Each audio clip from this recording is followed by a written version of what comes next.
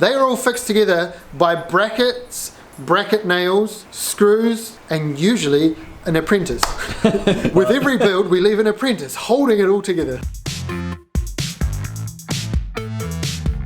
Above me is the floor joist and the flooring sheet, and that's what we call a mid-floor.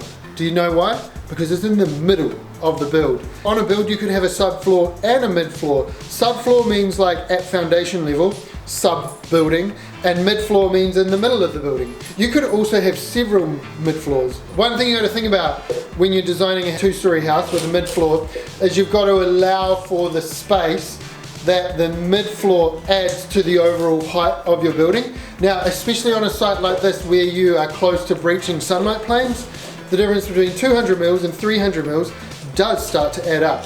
On this one here, we've gone for a 290 joist, and it's SG8 timber, good old NZ SG8 from Red Stag. Red Stag, when are you gonna let me do a behind the scenes tour? Here's a cool thing to note. See how up here we've got the 3?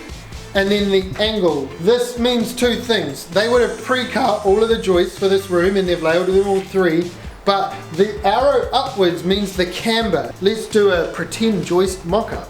This is a scaffolding plane, purely for like dramatic purposes only. So I've just cut my joist.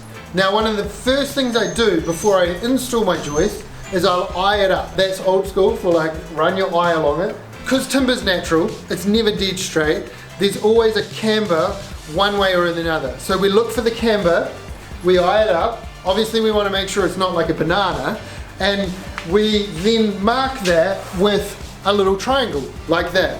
Then we go and install all the triangles up, or the cambers. Rather than going down like tiny little divots, they're going up like tiny little bumps, and that means as you load up the floor, the camber's naturally bringing the floor to a level position. Little tiny tricks like that. So always eye up your floor joists before you install them, mark the camber, and then we've got blocking or dwanging in floors. We talked about that last time in our building terms video.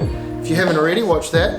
We also use dwangs between the floor joists. We've got 2 rows of them down the floor joist there. Fun fact, dwangs were only used in New Zealand from the 1920s. Now you may notice along this line here, there is more blocking than in other areas. What that means is most likely up there'll be a frame running that way. If we don't put the blocking in, it's floating on thin air. So we've got a joist here, and the void here, and the frame's running down that line in the middle. So you put a series of blocks along there, and that captures that load.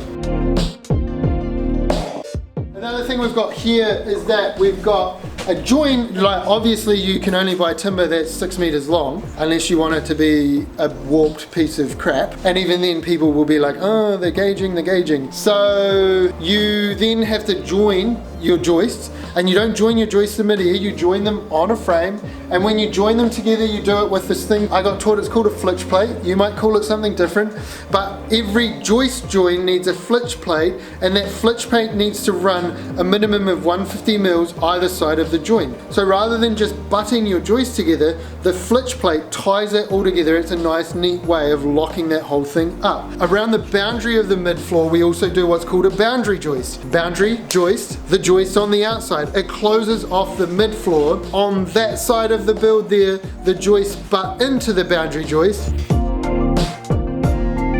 But wherever the frames run parallel to the joist, we just run 2 of them sandwiched together along the top plate. Okay, so some other things in a subfloor is you're going to have piles. Our pile size is usually a minimum of 125 by 125, and it's an H5 timber because it's permanently in the ground. And then your bearers sit on top of that. The bearers are usually a minimum of H3 treated, and they need to be a minimum clearance off the ground. I think from memory it's about 450. Your bearers catch your joists, and then your joists catch your flooring sheets. So these are flooring sheets. These ones are Chrono OSB. OSB stands for Oriented Strand Board. Another popular brand we use here in New Zealand is called Strand Flooring. Really hard to get right now. Kind of like the Jib Crisis. Kind of like all those things controlled by Fletchers.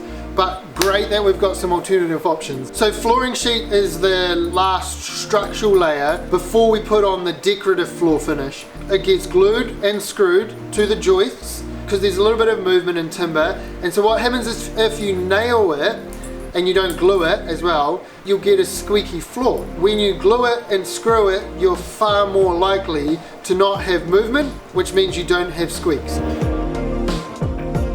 When you build something, the day you put it down, it can be perfect, but that floor is living for much longer. There's 100-year-old floors and floor joists in houses. So that blows my mind, you know, something that they did 100 years ago is still being used for its original intended purpose. I'll be back here in 100 years to make sure this floor is not squeaking. Your flooring sheets catch your wall, and then your wall catches your roof. And so you tie your roof to your floor, to your foundation, whether that's on concrete, whether there's a mid-floor, whether there's a subfloor. They are all fixed together by brackets, bracket nails, screws, lots and lots of like nails and nail plates, and usually an apprentice. With every build, we leave an apprentice holding it all together.